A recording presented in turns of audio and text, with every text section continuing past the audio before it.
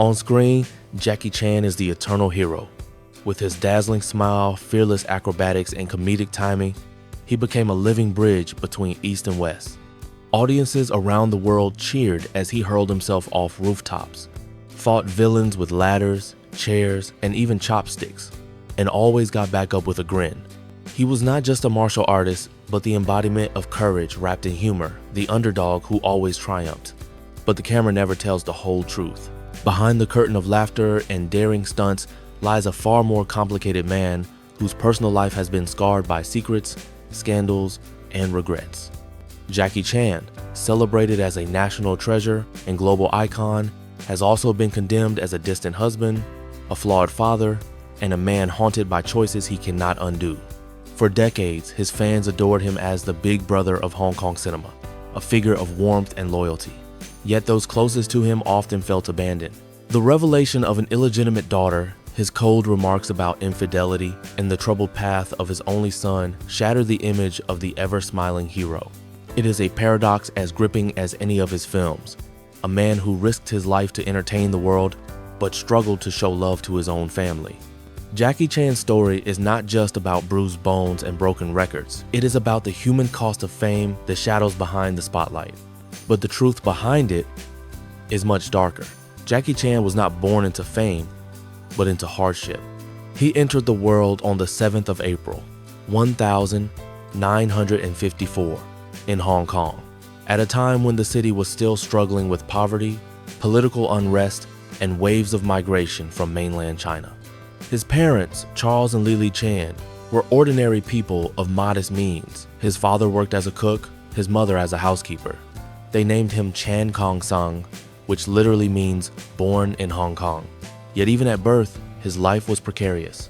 His family was so poor that, according to some accounts, they briefly considered giving him away to another family who could better afford to raise him. When Jackie was still very young, his parents moved to Australia in search of work, leaving their only son behind in Hong Kong. Jackie was enrolled at the China Drama Academy, a Peking opera school run by Master Yu Jim Yuen. What awaited him there was not a childhood of play and comfort, but years of relentless discipline, pain, and survival. Life at the academy was brutal. Training began before sunrise and lasted late into the night. Hours of martial arts, drills, acrobatics, dance, and singing filled every day. Mistakes were punished swiftly and harshly, often with the cane. Jackie later recalled that his body was covered with bruises and scars from the endless routine of training and beatings. Crying was useless. In that world, toughness was the only currency. Yet within that crucible of hardship, Jackie's resilience was forged. He became incredibly strong, agile, and fearless. More than just martial arts, he learned stagecraft, how to sing, tumble, tell stories with movement. He discovered that comedy could soften the sting of pain, and that humor could win over even the harshest audience. At the academy, Jackie was part of a group of students known as the Seven Little Fortunes, who were sometimes sent to perform in theaters and on film sets. The training bound them together like brothers in arms, but it also reinforced a brutal truth. Their childhoods had been sacrificed to performance. Jackie would later say that while the world adored his cheerful on-screen persona, deep inside he always carried the loneliness of a boy who grew up without his parents, raised instead by discipline, sweat, and fear. That emptiness created both his greatest strength and his deepest weakness. Strength, because he emerged from the academy with the skill set of a once-in-a-generation performer. Weakness, because the absence of parental love left scars that would later echo in his own troubled family life. By the time he was a teenager, Jackie had become one of the most talented students the academy had ever produced. But the world outside was changing. Hong Kong cinema was booming, and there was growing demand for fearless stuntmen and martial artists. Jackie's childhood had been stolen by discipline, but it also prepared him for the dangerous, dazzling path ahead. He was ready to leap into the unknown, with his body as his only weapon and performance as his only identity. What Jackie did not yet realize was that while the academy had trained his body to withstand pain, it had not taught him how to cope with love, responsibility, or family. Those lessons he would stumble through much later, often too late. By the late 1962nd, Jackie Chan was no longer just a student of the China Drama Academy, he was stepping into the rough world of Hong Kong cinema. His first jobs were far from glamorous. He began as a stuntman, the faceless figure who risked life and limb so that other actors could shine. Jackie would leap from rooftops, crash through windows, tumble down staircases, and endure punishing blows, all for a few seconds of screen time and meager pay. In this world, survival required something more than strength. Dozens of boys were willing to risk injury for a chance at a paycheck. Jackie distinguished himself by bringing flair to his stunts. When he fell, he made the fall spectacular. When he fought, he added rhythm and style. He had a gift for turning danger into entertainment. His break came when he was noticed by the legendary Bruce Lee. Jackie appeared as a stunt double and extra in Fist of Fury, 1972, and Enter the Dragon, 1973. Though his role was small, it gave him a glimpse of what superstardom looked like. Lee's precision, charisma, and intensity electrified the world, and Jackie, still just a young stuntman, dreamed of one day following in his footsteps. But destiny had other plans. When Bruce Lee tragically died in 1973, Hong Kong cinema scrambled to fill the void. Producers sought a replacement, and Jackie was pushed forward as one of the contenders. They dressed him, trained him, and marketed him as a new Bruce Lee, grim-faced, furious, unstoppable. It was a disaster. Jackie's early films under this image flopped at the box office. The public saw him as an imitation, not an original. Jackie himself knew this wasn't who he was. At his lowest point, Jackie considered giving up acting altogether. Yet from failure came revelation. Instead of mimicking Bruce Lee's stoicism, Jackie decided to embrace his own personality. Clumsy, comedic, yet determined. He asked himself, what if a martial arts hero wasn't invincible but fallible? What if he got hurt, slipped up, and still found a way to win? The gamble paid off. In 1978, Snake in the Eagle's shadow exploded onto the screen. Jackie played a bumbling apprentice who learns kung fu in hilarious, unorthodox ways. Later that same year, Drunken Master cemented his breakthrough. With a mix of slapstick humor, creative fight choreography, and genuine skill, Jackie had found his identity. He wasn't the next Bruce Lee, he was the first Jackie Chan. Through the 1,982nd, Jackie pushed the limits of action cinema. In films like Project A, Police Story, and Armor of God, he performed stunts that seemed suicidal. He dangled from clock towers, leapt from moving buses, slid down skyscrapers wrapped in Christmas lights. Each stunt left him battered, often hospitalized, but he refused to use stunt doubles. Jackie believed authenticity was his bond with the audience. They laughed when he stumbled, gasped when he fell, and cheered when he stood up again. Injuries piled up. Broken bones, concussions, dislocated shoulders, even a fractured skull while filming Armor of God. Doctors warned him repeatedly, but Jackie pressed on. His pain became part of his legend. End credits often feature bloopers of failed stunts, showing audiences just how real the danger was. Unlike the untouchable heroes of Hollywood, Jackie was human, bleeding, bruised, yet smiling through it all.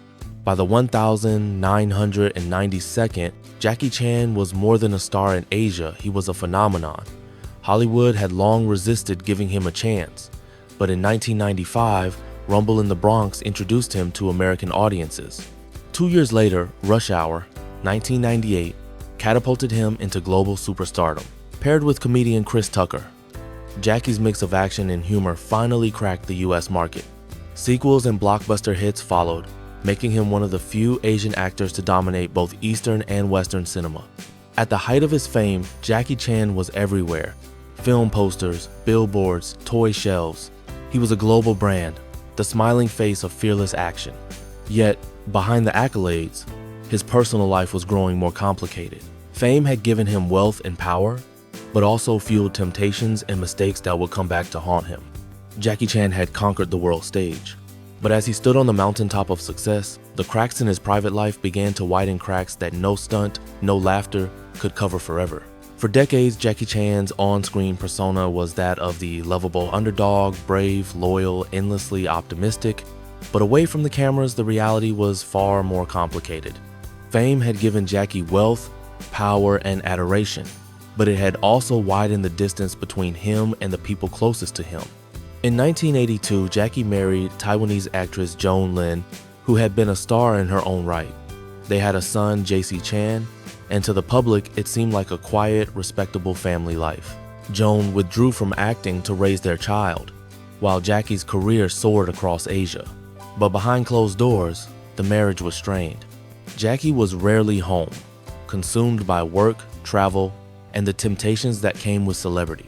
By his own admission, Jackie was far from a faithful husband. He later confessed, "I made mistakes that every man in the world could make, but those mistakes were devastating." In 1999, news broke that Jackie had been involved in an affair with former beauty queen Elaine Ng Yile, who gave birth to his daughter Etta Ng. The revelation shocked fans across Asia. For an actor who had built his public image around loyalty, courage, and humor, this betrayal was nothing short of scandalous. Worse still was Jackie's response. Instead of showing contrition, he famously dismissed the affair as a fault that many men commit. To many, this sounded arrogant and cold.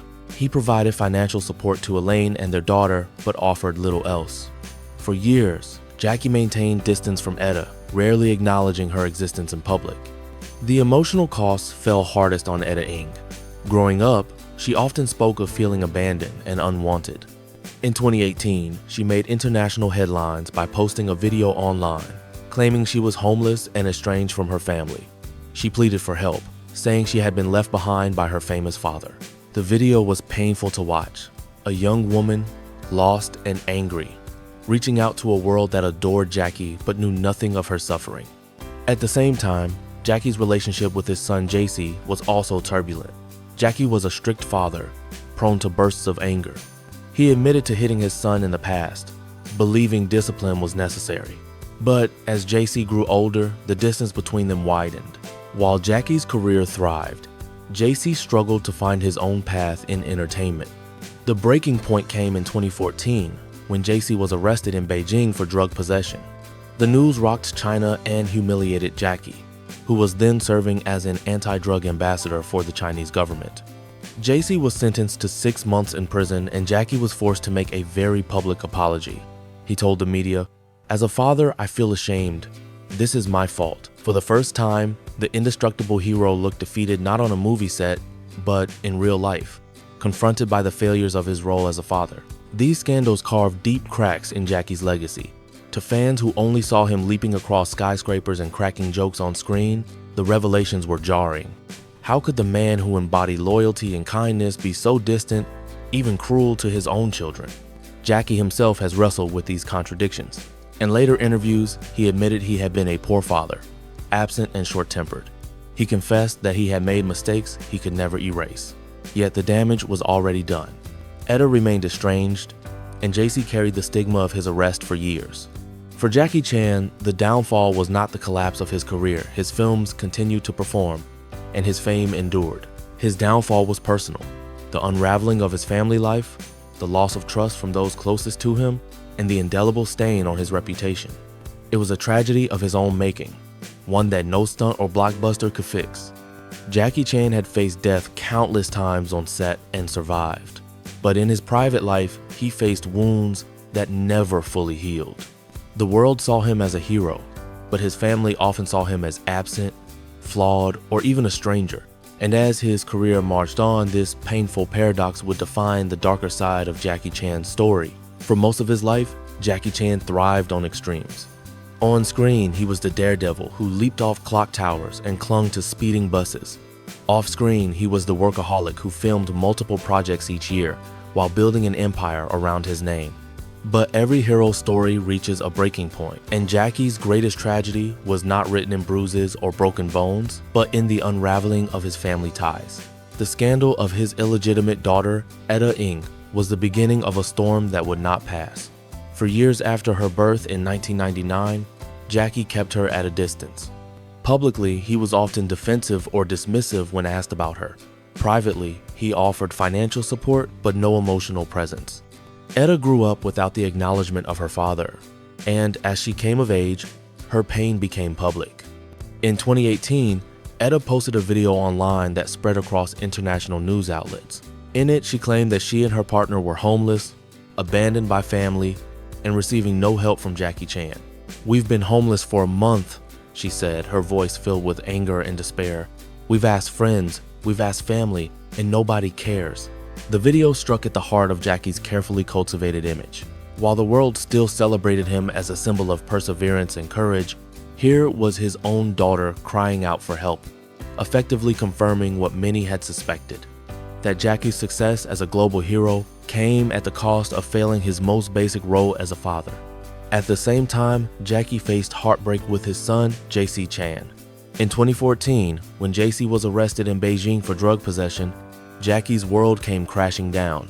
He had spent decades preaching discipline, responsibility, and morality through his films and public image. Yet here was his own son, handcuffed, disgraced, and sentenced to 6 months in prison. Jackie's reaction was devastating to watch. At a press conference, he bowed deeply and said, "As a father, I am ashamed. This is my fault. I have not been a good role model." It was a rare moment of vulnerability, one where the indestructible hero seemed crushed by guilt and sorrow.